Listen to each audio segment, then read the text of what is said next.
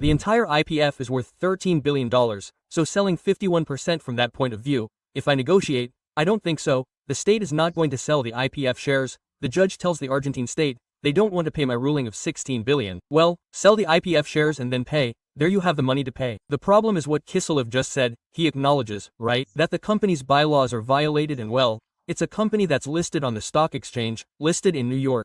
When you're listed on the New York Stock Exchange, you're brought before international courts.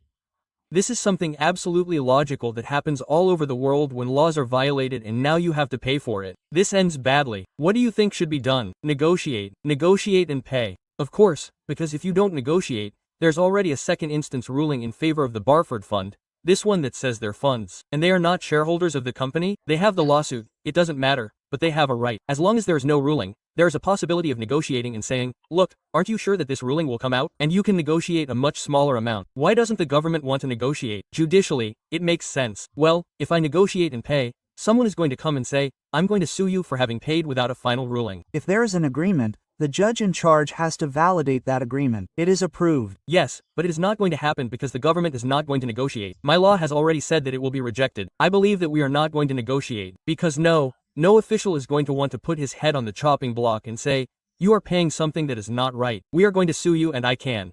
Quote, there is no possibility of winning that lawsuit. I don't think so, because YPF, I repeat, is listed on the New York Stock Exchange. Listing on the stock exchange is sacred, and the company's statutes must be respected for the reason why it was listed. YPF has been listed on the New York Stock Exchange since 1993.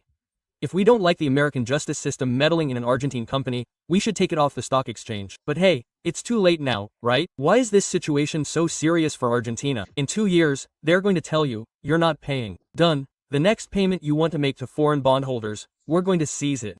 Seizure. When you have to deposit the money in a New York bank to pay that seized money, sooner or later, you have to pay. It's paid. It's paid.